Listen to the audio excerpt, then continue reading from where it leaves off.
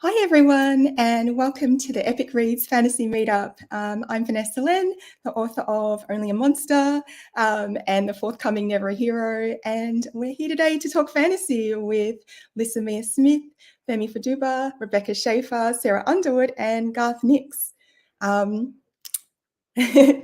And collectively, we would love to thank Shula Books for sponsoring this event, as well as Epic Reads. And Shula Books is very kindly offering a $100 gift card to somebody watching this right now. If you would like a chance to enter, just comment in this Facebook live stream with hashtag sweepstakes entry and let us know what you're currently reading. And Shula Books also has some limited Epic Reads tote bags that will be given away first come, first served to anyone who buys one of our books from Shula Books. So in terms of format today, we'll be chatting for about 40 to 45 minutes, and then we'll turn it over to you for questions. So if you have any burning questions, just type them into the Facebook live stream at any time. And the lovely people behind the scenes are going to collect them for us for a little bit later in the hour. Okay, so shall we get started with questions? Hi, everybody. I would really love to hear about your books. So perhaps you could introduce your book and tell us what it's about. And maybe we could go clockwise from Femi. Cool. Hi, everyone. How long have I got, Vanessa, to explain, to describe? Just trying to figure out. As long as you'd like. I don't know, maybe I'll make a signal. Yeah, just cut me off when you need to. All right, cool. So my book is called The Upper World. It's a young adult sci-fi kind of but contemporary novel. It basically follows two teenagers. One is a 16-year-old boy named Esso, who lives in Peckham, London. And Esso is basically trapped between two very different friendship groups. Like on the one side, he's got a group of mates who are fun-loving, piss-taking mates. And the other side, he's got a group of friends who are also fun-loving and piss-taking, but a few of them are ganged off and pulling him into like life and death situations, which he doesn't really want to be a part of. But anyway, so he's got that going on. And he's also got this girl in the front of his class named Nadia, who's obsessed with basically and trying to figure out how to tell her. And so one day, Esso's running to catch the bus 36 to school. And he sees a little boy in the middle of the road about to get run over. And he decides, I'm going to try and save him. And in the act of pushing this little boy out the way of this Range Rover, he gets knocked out, not just out of consciousness, but out of reality itself and into this place called the Upper World. And the Upper World is basically a realm where Esso can see time the way that physics describes it. So past, present, and future kind of coexist. And all the way on the left, he can step into a portal where he's transported into the moment he's born, and on the right, he's transported into the moment he dies, and all the stuff in between. Anyway, long story short, he steps into one portal and he sees the end of his day. And bullets are crisscrossing the sky. One's coming for him, one's coming for his boys, one's coming for Nadia. And he gets spat out of the upper world into the real world and realizes that he's got until the end of the day to stop what he saw happening. Anyway, the second storyline is also a 15-year-old girl named Ria, who's been affected by all this and wants to go back in time to try and stop it with Esso's help. Amazing. Okay, Rebecca, what about yours? So City of Nightmares is basically Gotham from the point of view of an NPC. So like a nobody, random person with no superpowers, no anything, just trying to live in fake Gotham. So it's a city where people can turn into their literal nightmares. So if you fall asleep and you have a nightmare, you can wake up as that nightmare. And some people turn into giant pterodactyls, and some turn into vampires, and some turn into sentient carrots. Nightmares are weird. There's a lot of weird things going around. So it's just kind of madcap and chaos and kind of wild Gotham-esque world. And our main character, Ness, is a certified coward. She is terrified of everything, and most especially the random murderous nightmares that roam the street. And she has joined definitely not a cult, for the free room and board. Because, I mean, it may be a chaotic city full of monsters and villains, always having shootouts and Godzilla's smashing through buildings, but one still needs to get room and board, and those are expensive in any city. So she's joined a cult that's definitely not a cult. But on one of her tasks for said cults, it goes explosively, very explosively wrong. And now she has accidentally gotten caught in the machinations of multiple different villains in this Gotham City. And she has to try and figure her way out of the mess she is now in. Yeah. And I loved the mess that she was now in. Very enjoyable. And what about you, Sarah? So my book, Lies We Sing to the Sea, is also YA, a fantasy based on Greek mythology, specifically the story of Penelope's 12 handmaids, who were Queen Penelope, wife of Odysseus's maids, and they kind of get brutally murdered and then never mentioned again. So it's a little bit of a reimagining of what would happen if that fate was not the one that they met, and actually there was some gods involved and some curses involved, and 300 years later, we meet our protagonist Leto, who is a failed oracle searching for her missing mother, who is hanged, sacrificed to the angry sea god Poseidon, but then is resurrected and tasked with returning to the cursed kingdom to break the curse by killing the prince. But that's easier said than done, because murder's not actually that easy, and also the prince is really cute, and she finds herself developing feelings for him, as well as for the vengeful, immortal, secretive, beautiful maid helping her do it.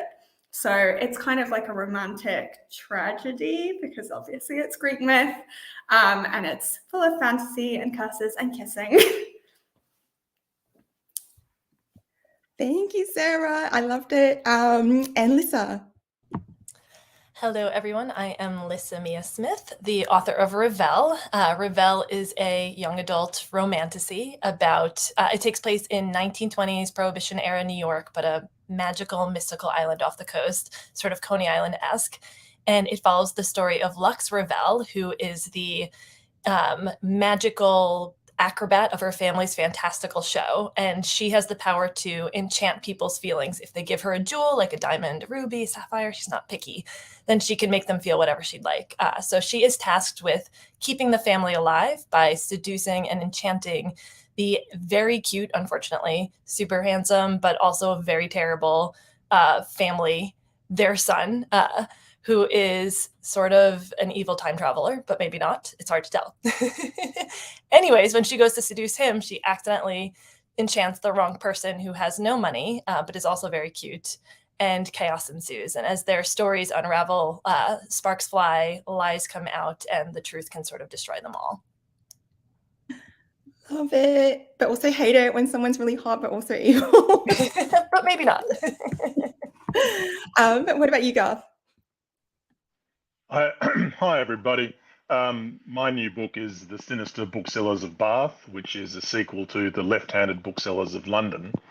It's a fantasy thriller. It's set in a slightly alternate 1983 England, and it concerns basically a society of booksellers who also have the secret role of policing the mythic world that coexists with our own, and to prevent the ancient myths and mythic entities of Britain from emerging and causing havoc in the real world, in the contemporary world, I should say. And so we once again we have Merlin and Vivian, the left-handed and the right-handed booksellers, and Susan from the first book, the left-handed booksellers. And the story begins when Merlin is drawn via a sorceress map into a house that exists out of time, and he's trapped there, and Susan and Vivian have to go in to rescue him while he's also trying to rescue himself, and complications then ensue. Whose house is it? Who's behind that?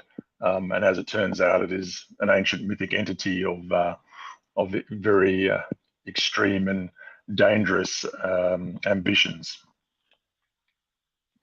Love it. I love it. And I delightfully got to read all of your books over the last few weeks, and they were so enjoyable. It was a very nice couple of weeks.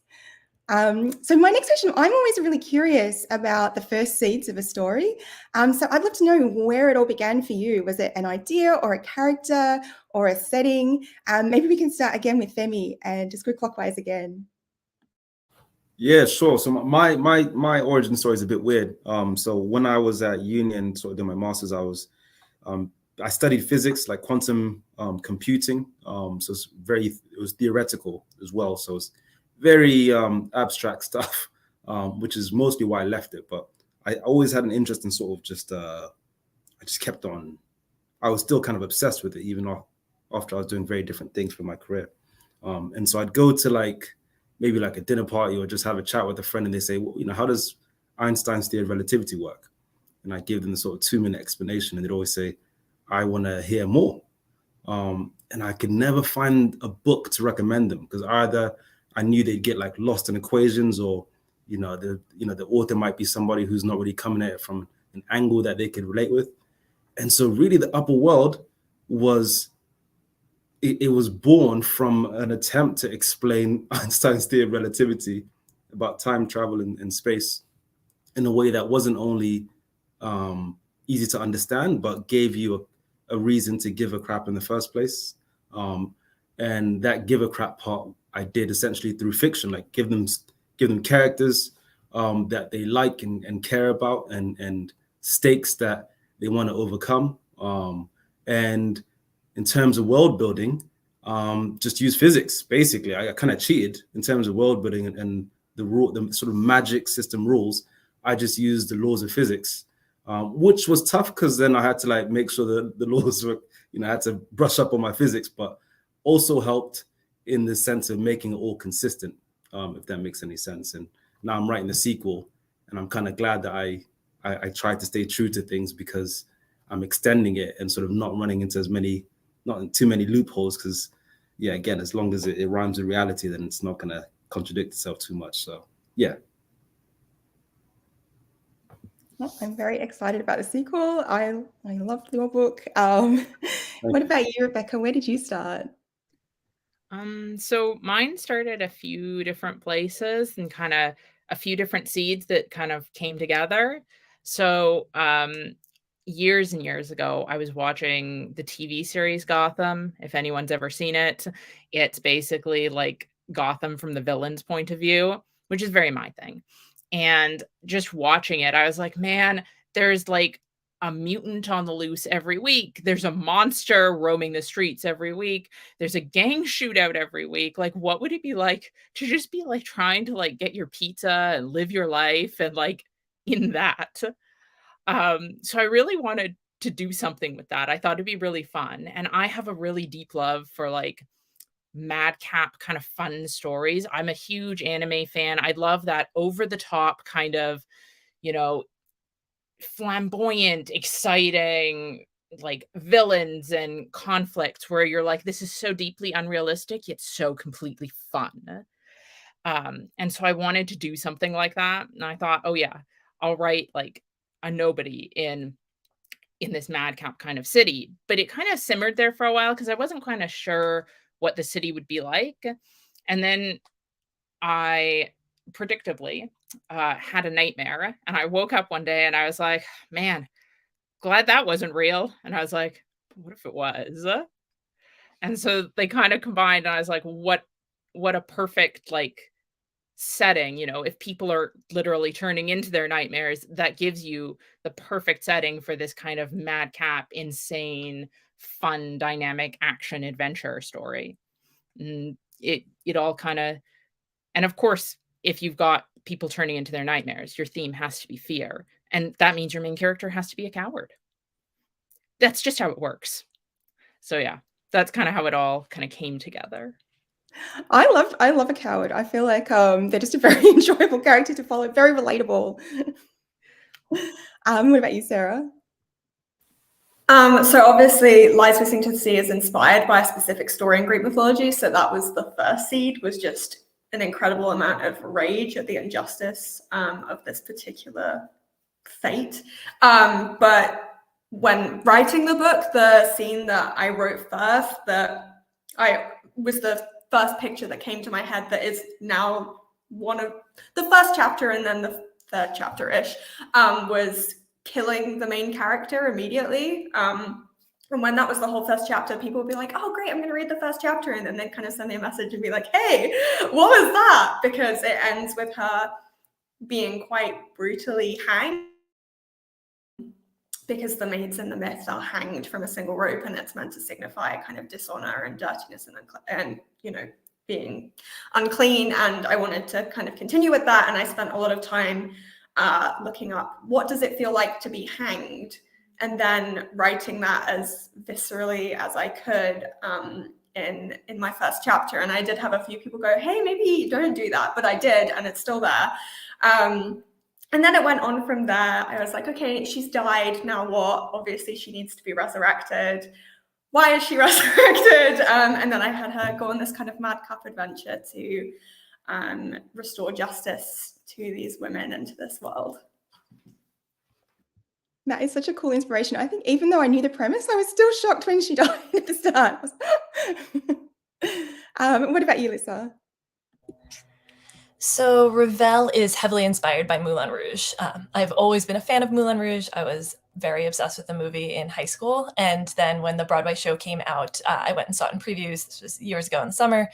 And I was sitting in the audience, and before the show even begins, it's like red velvet curtains everywhere. And there are jewels hanging and glittering from the ceiling. And there's like a single instrument playing, and there are people dancing even before the show begins. And I just sort of looked around and was like, this would be such a cool fantasy setting. Like, I would love a book to take place right here in this theater.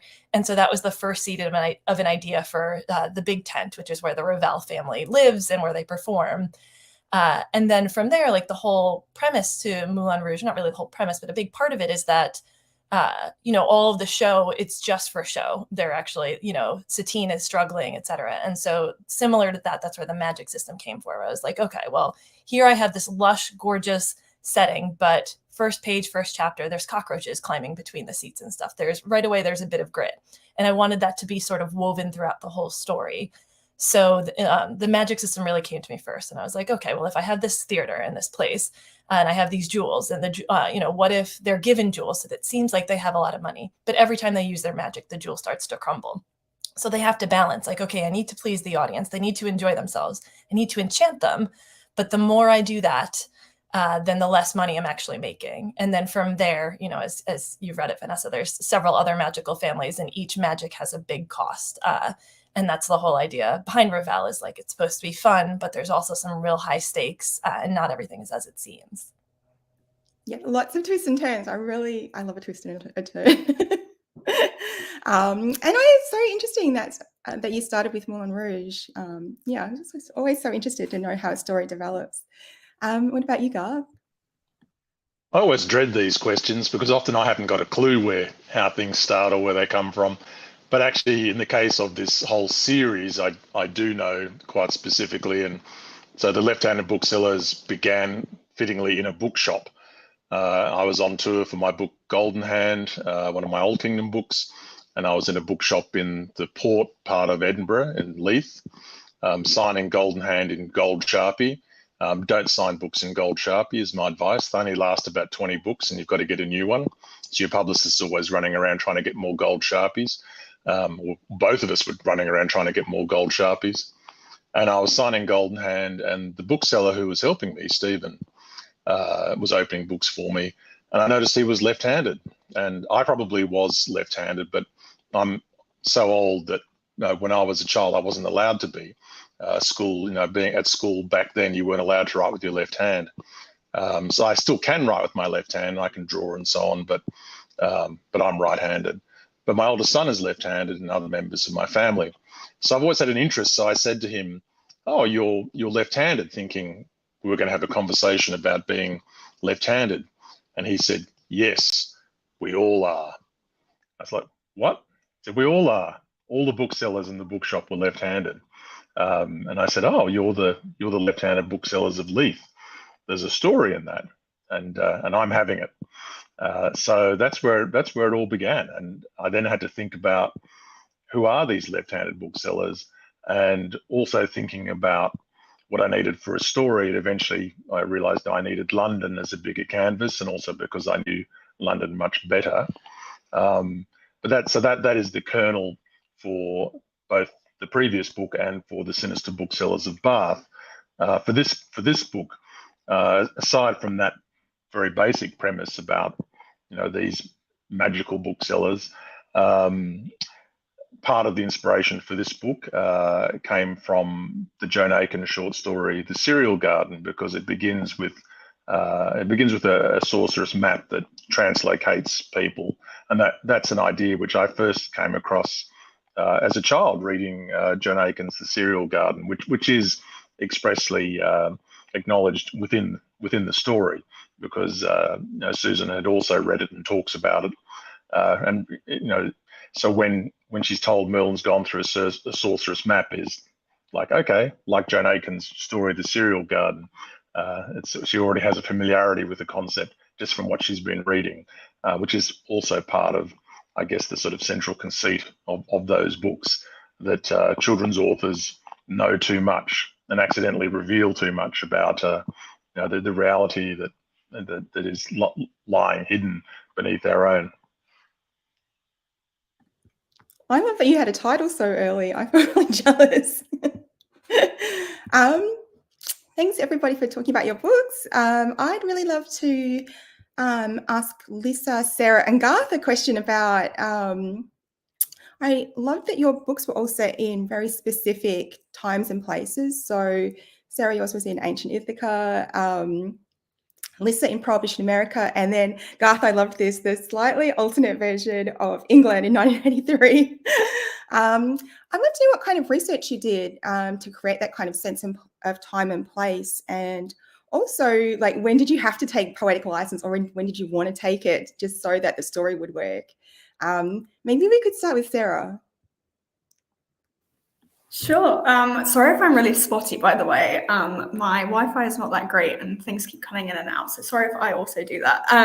I was really lucky, actually, when I was writing and researching for my book, that I was still at university. So I had access to like the libraries and all the papers, because I didn't know a huge amount about ancient Greek history at that point. I knew the myths and the stories because I'd obviously grown up on them, like I think a lot of people do. But when it came into like, what are they eating? What exactly are their clothes made of? And how do they make them? I didn't know. So I read a lot of papers. I actually recently, for my second book, spent about 2 hours watching someone use is it weighted weft loom?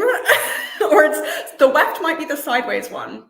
But I spent ages learning how to use a weighted loom as they would in ancient Greece, because I wanted to put 2 sentences in my book. So I love research. I think there's a danger as an author to get so bogged down in it that you forget that the setting is there to serve the story and to serve the characters. And so at some point you do have to stop. I got lucky, actually, in terms of Ithaca. There's a huge debate in the kind of classicist community whether ancient Ithaca is the same place as modern Ithaca geographically, because so many of the landmarks and the terrain and that sort of thing described in the Odyssey are not aligned with modern Ithaca. And there's an argument that maybe Kefalonia, which is another Ionian island, used to have like another part, that maybe like water and land movement has changed over time, and that actually possibly ancient Ithaca was over there and not where we think it is. And I was like, oh great, I'll take that. Like, absolutely, I'll just run with that, because then I don't have to kind of be sitting on Google Maps on Street View wandering around modern Ithaca. I was like, if I want cliffs, there can be cliffs, because ancient Ithaca is not real like modern Ithaca, and I can do what I like with it. So that was a place where I really took license with the history, but I justified it because actually, arguably, that was allowed. But I had a great time doing it, and I think it's so much fun just to flesh out a world with all the completely random little facts you learn while trawling through papers and articles and videos.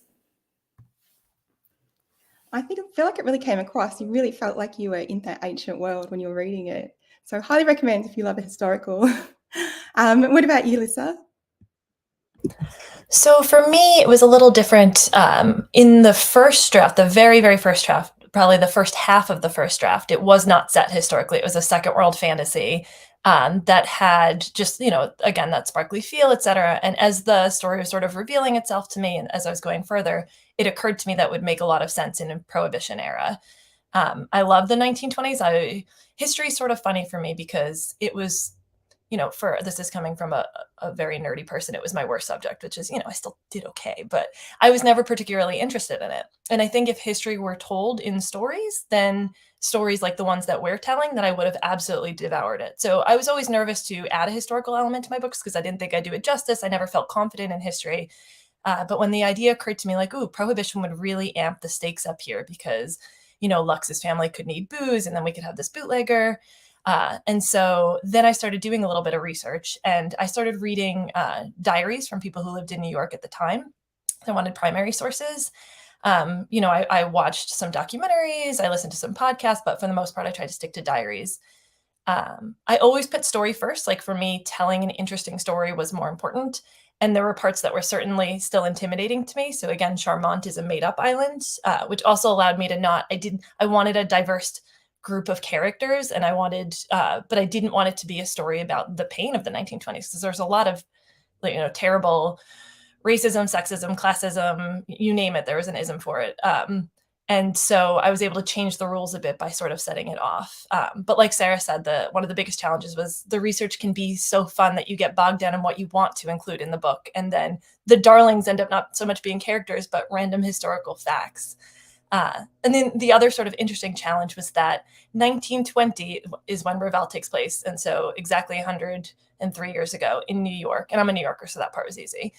But in New York, an 18-year-old girl was almost always married and on her second child. It was like 60% of 18-year-old girls were married on their second child. And so writing YA in 1920, I had to take some liberties, like, oh, this would be way less interesting if maybe interesting, but very different book if she was like a mom. So, but yeah, poetic license.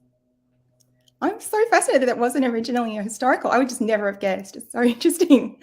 What about you, Garth? Well, when I was first thinking about these books, I did toy with setting it in different time periods, and I looked at doing it as a contemporary novel, which didn't feel quite right. And I looked at doing it in the 60s, the sort of swinging 60s, which also thought it could get a bit too Austen Powery, so too easily, so decided not to do that. And 1983 was when I first went to the UK and spent most of the year there. So I had very strong memories of that time, particularly of London and also Bath. So it seemed to be natural to do it. And also, I quite liked a lot of the sort of pop culture stuff that was going on and the sort of hangover from the 70s that was there. It is a slightly alternate England because I wanted it to be a better version than actually 1983 England. It is more gender equal, for example. In terms of research, I did have quite strong memories, but they weren't always as accurate as I thought they were. Sometimes my double checking revealed that I'd remembered things quite wrong. So I did quite a lot of very important research, like rewatching all of The Professionals and Minder. And in the world of this story, both Minder and The Professionals are gender swapped. So there's two women, Bodie and Doyle from The Professionals. And as I was writing that, I thought that'd be a great show. Someone should make that now. But I also spent a lot of time on Street View, making sure you could turn left from a street in Bath or whatever. I've just been on tour. I'm on the very last day, actually, of my Australian end of the tour, but I was in Bath. My last UK event was in Bath about 2 weeks ago.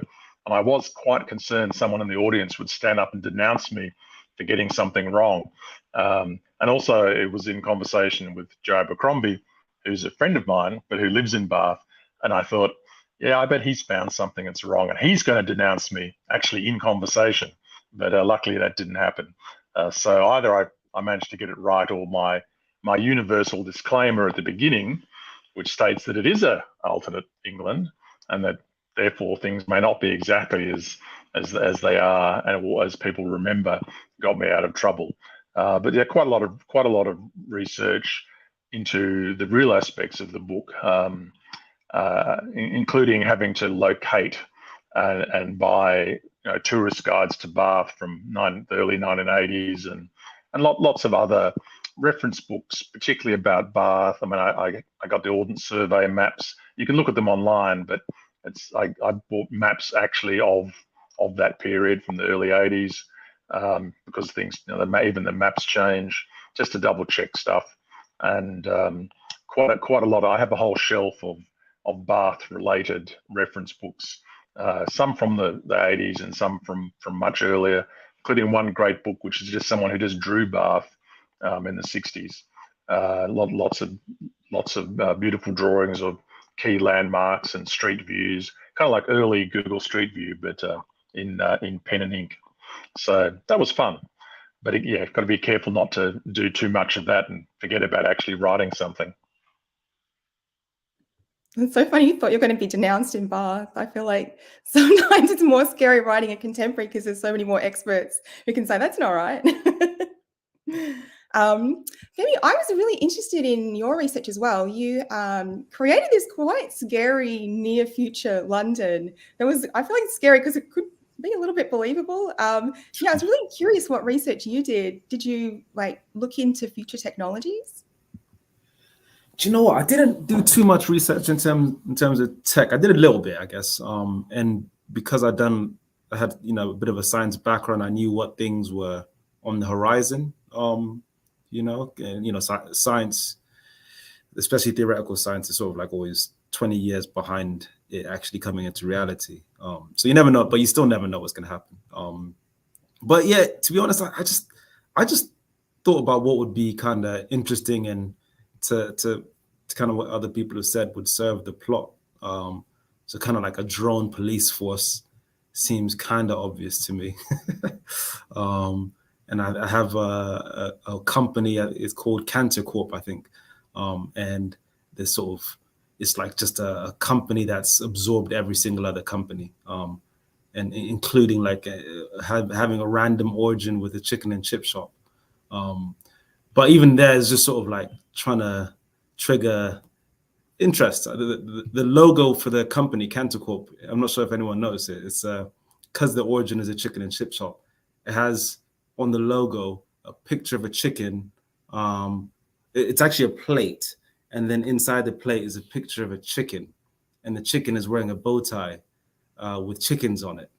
And I think the thought was just having this idea of kind of something being a bit meta. And, you can kind of go deeper and deeper into the rabbit hole and it gets crazier and crazier, which again has been helpful for the sequel where it turns out Cantor Corp are up to some stuff. So yeah, I mean, it's funny though. Sci-fi is a hazardous place to be writing, just because it seems like it has a bad habit of materializing into reality. And also it's quite hard to write sci-fi these days just because we kind of live in this dystopian future already. And so you end up having to go crazier and crazier, which again goes back to the first thing of potentially manifesting into a worse and worse world. So yeah, I try to be actually somewhat conscientious about that stuff as well. I feel like I want to go back and look at that logo again. I didn't take in the details. Rebecca, you created a pretty scary world too. One where your literal nightmares, people turn into their literal nightmares. I'd love to know how you came up with those monsters and those nightmares and whether you had a favorite one. Yeah, so I wanted it to be kind of, the book is meant to be kind of a bit of a satire and a bit of a dark comedy. So I knew I wasn't going to take it to I was going to do some horror stuff, but mostly I was going to let the absurdity of what nightmares are shine, because nightmares are weird. Our subconsciouses, they're weird and they give us some weird things. So in the world, basically, if you have a nightmare, and not all dreams are nightmares. So if you have a nightmare, you can wake up as physically having turned into that nightmare. And that can mean anything from if you're scared of a specific disease, you get to become that disease cell. You can infect the city.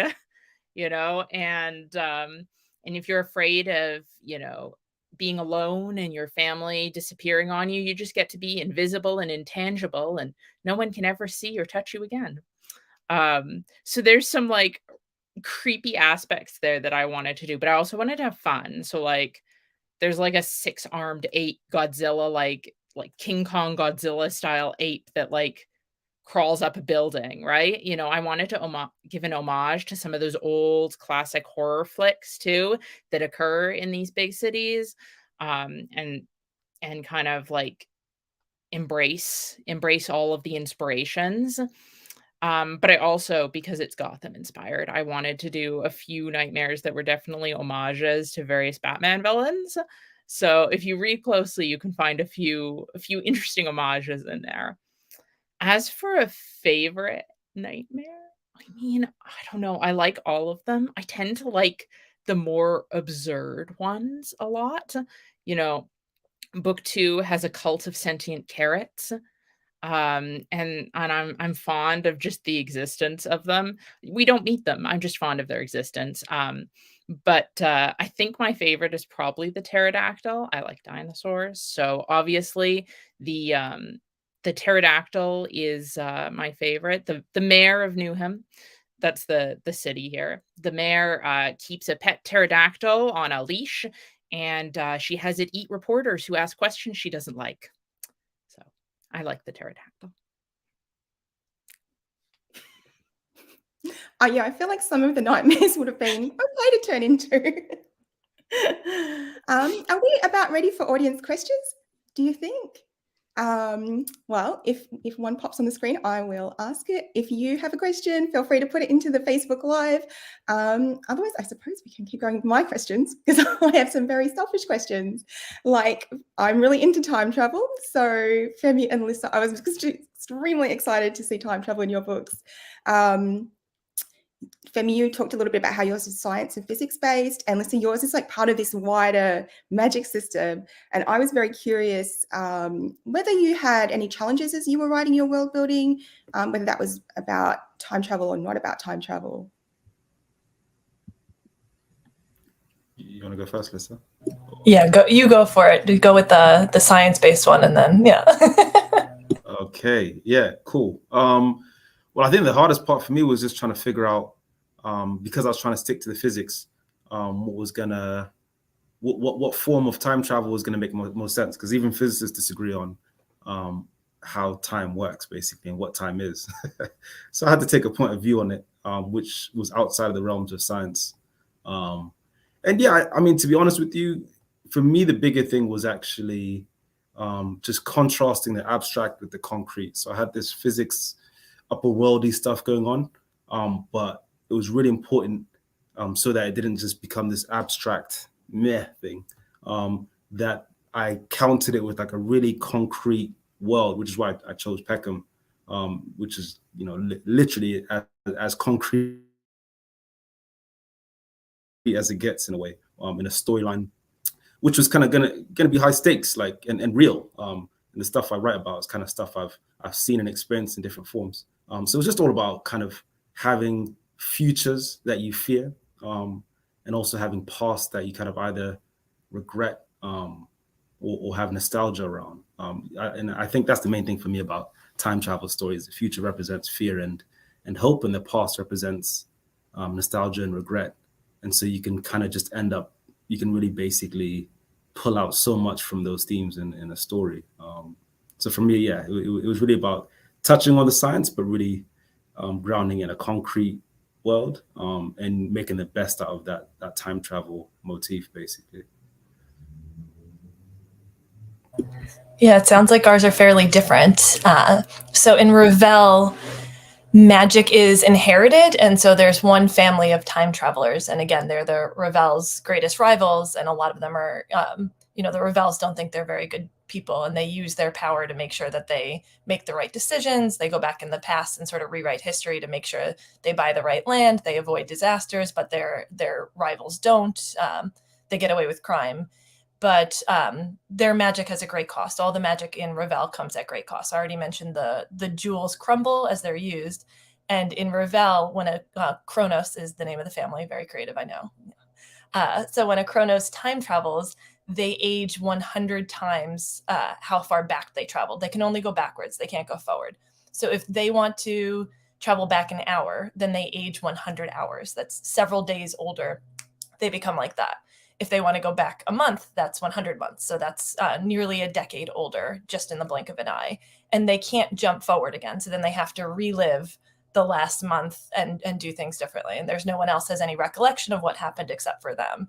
So it helped me control my villains in a way and control my antagonists, because without them having this great cost, they could just kind of ruin any story I came up with, because they could, just go back and rewrite it and win it. But this means that there's also this creepy, slight body horror element of people rapidly aging out of nowhere. And they had to be very careful with their time travel, because if they jumped back too far, they could accidentally age much too far and kill themselves. So much more, I'd say, fantasy based. And the issue I had was just having like a very insane spreadsheet of all the different timelines that were happening behind the scenes, so that the story made sense. But once any time travel elements were revealed later, that they were consistent with the plot of the story. And I think I had like 18 different timelines, and it was, I don't know that I'll write time travel again. I loved that cost. I felt like, as well as, because they're so powerful, but it was also so interesting to see how much it affected them as well. It's very creepy. Oh, we have a question. Where do you get your inspiration for character names? I'm going to say, let's start with Rebecca. I'm muted there. Yeah, so just for this one, the main character's name is Ness. She's in a mess. I call her Ness the Mess. I literally just was like, yeah, she's a mess. That's what I'll name her. I'm very original. So most of my characters, it's just vibe. I will give them names that I feel like vibe with what I want them to be and kind of fit with the world. So another main character in the book, his name is Cyril, and he goes by Cy.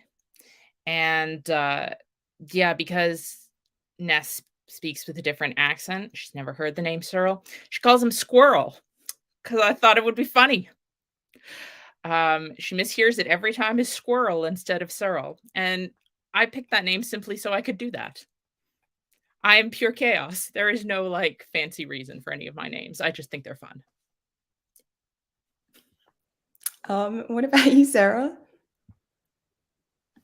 I always feel like I try to start intelligently with naming characters. I'll be like, okay, I'm going to look at the etymology of all these character names, and I'm going to pick something from the time period, and it's going to have meaning, and it's going to feed really cleverly into the story. So I used to have a character, one of the characters, I won't say which, used to be called Hope, essentially, was his name. And then after writing the whole book with his name as Hope in ancient Greek, I was like, no, that doesn't work. And then I just gave him a random name that I thought kind of sounded good. With the book that I'm writing at the moment, I've done something vaguely similar in that I've called a character what essentially means peace. And she's like the most violent, aggy, irritable, kind of bitchy character I think I've ever written. She's just there to be a nuisance, and then her name is like, oh, peace. So I have a little bit of fun with character names, but mostly it's just finding something that feels right. I imagine it's why people sometimes change their baby's name when it's 6 months old, because they're like, oh, he's just not a Derek. And sometimes characters are also just, they're not a Derek, and you have to go back and find something new for them. What about you, Lisa? I'd agree with vibes that, I come up with intelligent ideas or things that feel upper for me in terms of last names, but for first names, you just want the character to match the personality that you're trying to create, or as Sarah said, to be sort of playfully at odds with the personality you create. I think the biggest reason I end up changing character names is because I have other characters whose names begin with the same letters. So I draft with vibes, and then I'm like, oh, I have 4 J names here. So I need to, this person now needs a new name. And then I'm going back into that period of history and looking at popular names and just going, well, does he feel like this? Does he feel like this? Does he feel? Yes, that one. So very scientific method. What about you, Garth? Yeah, but I'm basically the same. I mean, much of it is sort of instinct for how the name sounds and what kind of resonance it has for the story. I also make up a lot of names, not in the bookseller books, but in my other books. But even then, I work with different sort of fragments of words which have a particular meaning or have a particular resonance and try and combine them in ways to create new names. So I might write 100 sort of variations of something to try and arrive at the name that sounds right and also evokes the right kind of feeling about the name, which sounds much more scientific than it is, because it's really just trying different combinations until something tells me that it's the right name, even though I can't even say what that is. It's just a kind of story instinct. One thing I do find is that once I have decided on a name, I find it very difficult to change it, even when I think it's not the right name. Partway through a book, I usually will leave it because it's too late. It's their name. Sometimes with very lesser secondary or sort of tertiary characters, I will change a name, but usually once I've decided on one, that's it for the rest of the story or the book. For better or worse, they are what they are. But I do spend a lot of time in the beginning, particularly with the invented names. And what about you, Femi? Where did Eso and Ria come from? And Nadia? No, I mean, I'm originally Nigerian, and in our culture, in the Yoruba culture, the tribe I'm from, names are like massively important, and they do tend to have like a sort of strange way of converging with character as well, like and people's life stories, in real life. And so, like my mom's name is Ayo, which means joy, and my dad's name is Bayo, which means found joy. My name is full first name is Oluwafemi, which means God loves me, which I always thought was a bit weird, but I think has been an increasingly valuable reminder sort of with my faith in adulthood. And then my last name, Faduba, is basically originally, like, this is ages and ages back, essentially represents a group of diviners who kind of tell the future. And so I found that out after I'd started writing a time travel book. Yeah, Eso is it's a real word. It's not a real name, but it's a word in a language called Mina, which they speak in Benin, where Eso's from. And it means yesterday and tomorrow. It means both of those things, and you kind of figure out which one it means out based on context and some sort of different grammar rules as well. And then Ria means queen. And again, actually, I just picked that one based on vibe, like everybody else said.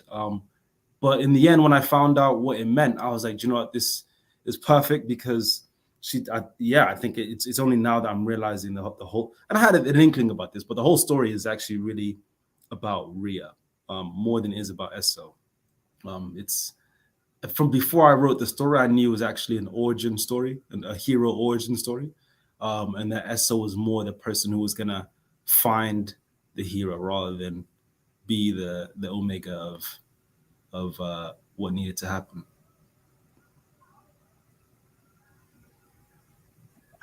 Thanks, everybody. That was really interesting. And we have another audience question, and it is, what was your favorite scene to write in your book and why?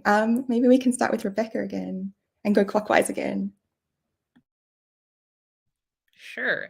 I have a lot of favorite scenes. This book was really fun to write. I wanted something fun to write, so I wrote something fun. And I think probably I'll go with a not too spoilery answer. So one of the earlier scenes where our main cowardly character kind of meets one of the other main characters for the first time. And he's a nightmare. She's absolutely certain he's lured this girl away to murder her. And she's like, I've got to be brave for once in my damn life. Someone's about to die. All I have to do is like go over there, like yell from across the room what he is. She can run. I can run. We can all survive. It'll be great. So like, she's out there. She's going to do it. she's gonna absolutely like just walk over there and do this, and it goes so disastrously wrong in the funniest ways. And I don't want to spoil it, but it's basically just one of those scenes where it's just like a comedy of errors, and she gets more and more like everything is going wrong and I'm going to die. And the nightmare character is like, are you okay? Do you need water? I mean, I wasn't going to kill anyone. Are you I'll just stand over here. You seem to be having a moment. And it was just really fun to write this, like, everyone else is like, nothing is wrong here, and your main character is like, oh my god, the world is literally ending. It's just very fun to write. No, it's a very enjoyable POV. What about you, Sarah? I think I already talked a little bit about what was actually my favorite scene to write, which was just this kind of very brutal murder in the opening chapters. But other than that, one of my favorite scenes is one of the main characters, Leto, is kind of very impulsive, and she doesn't like to wait. She's not very patient, and they get into the palace, and she's like, I've got to go investigate. Like, I've got to go sneak around. So she starts climbing down the side of the palace and drops in to the prince's room. And that's the guy they're trying to kill. And she's like, they said he wasn't here. It's going to be empty. It's going to be a great time for me to kind of have a snoop around. And she drops in through the window, looks up, and he is right there. And he's like, ah! And she's like, ah! And they have a little moment of just her going, oh my God, this has gone terribly wrong. He's like, who the hell are you? She tries to go back out the window, and he's like, you obviously can't do that. And it's just a fun little kind of meet cute for them. I love having a meet cute where the characters just scream at each other, which I think is actually how my kind of main characters meet their love interests in every single meeting scene I've written so far. She meets the other main love interest. She kind of wakes up from the dead and sees this like terrifying green monster looking down at her, and obviously is freaking out. And it's just, I really enjoy doing that, because there's nothing like seeing the person that you're going to fall in love with for the first time and being absolutely horrified. I feel like an attempted assassination meet cute is pretty great as well. What about you, Lisa? So there's a scene in Ravel early on it's a 4th of July party, and we're in Lux's point of view, and she needs to, she's trying to avoid one guy and trying to get to know the other guy, and both of them are more handsome than she wants them to be, and she's really just trying to do this for her family, which is also sort of mad at her and being a little bit distant from her. And I wrote the scene so many times and it just wasn't working. There was just too much I needed to accomplish. So they were all just kind of walking around and talking to each other.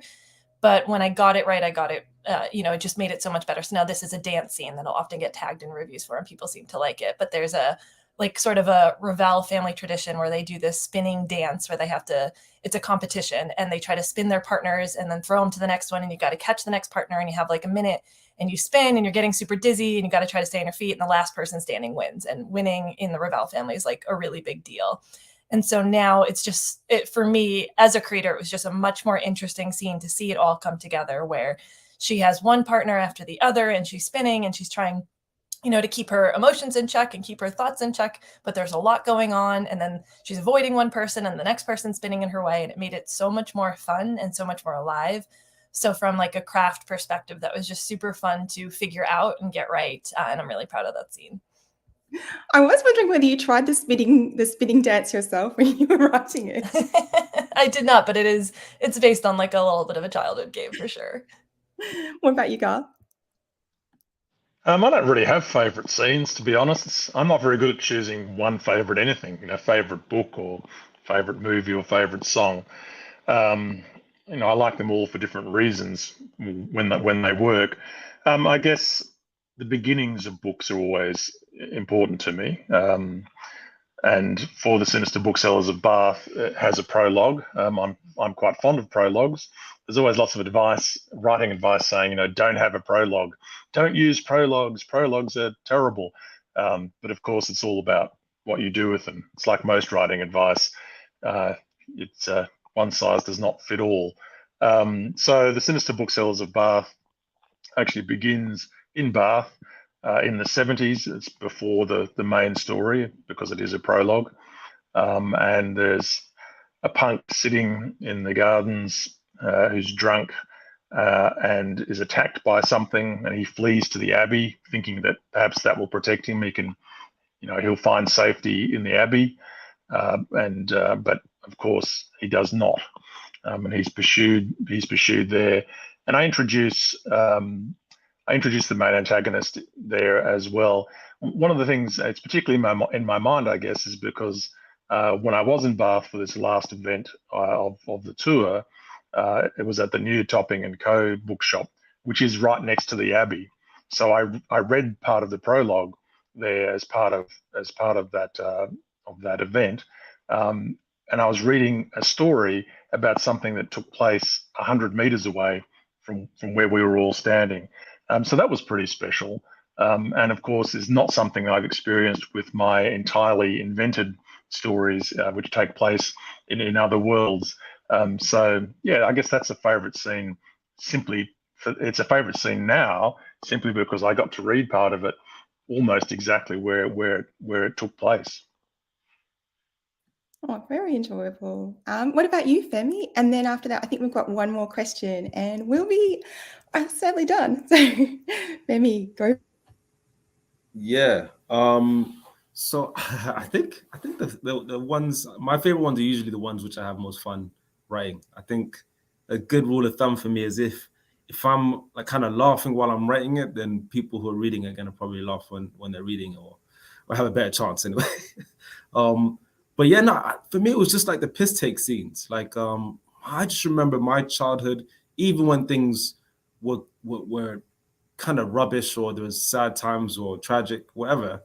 It was always just a lot of laughs at the same time. Like you're still kind of 15, 16-year-old boy around other 15, 16-year-olds. And so you're just most of the time just making fun of each other. At least my mates were. They were just very, very evil, terrible people who would generally make fun of your tragedy. And so Esso's having the worst day of his life. Like I think the worst day in anyone's life.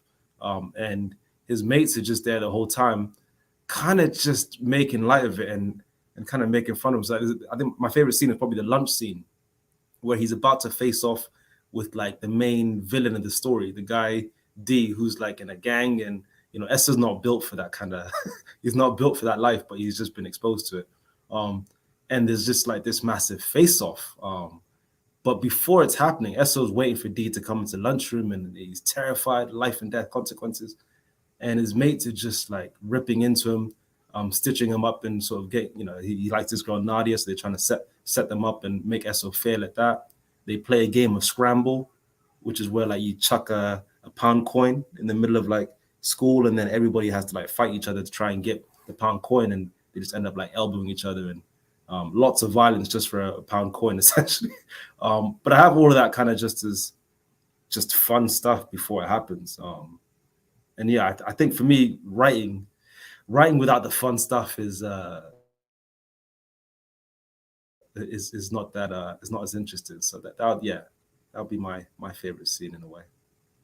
I definitely did laugh out loud when I was reading it. So absolutely hilarious. Yes. Maybe we've got time for one person to answer one last question. So maybe as we read this, someone might want to volunteer. Tiffany asks, was there anything in particular that appealed to you that helped you decide to write fantasy?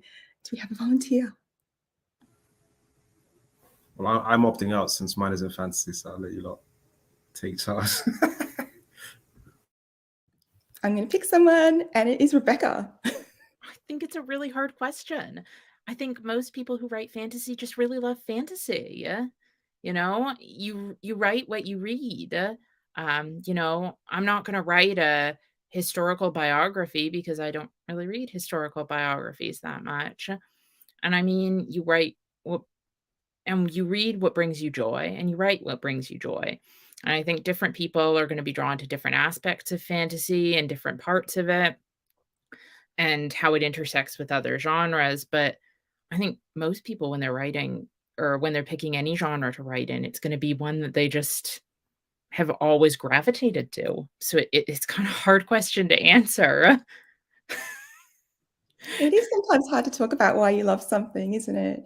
Yeah. But it was such a good question. And thank you so much. I think we have run out of time. I'm just looking at the time.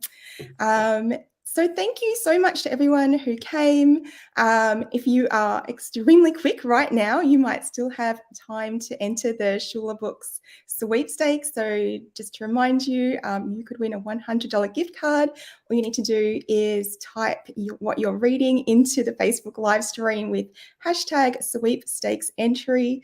And Shula Books, also to remind you, is offering some exclusive Epic Reads tote bags on a first come, first served basis to anybody who buys one of our books from Shula Books. Thank you so much to Shula Books, to Epic Reads, Lauren, and everyone behind the scenes who has been organising this and has been helping us out today. And thank you to the authors who are here today and to you who came to watch us. Happy reading, everybody. Yeah, cheers, everyone. Bye.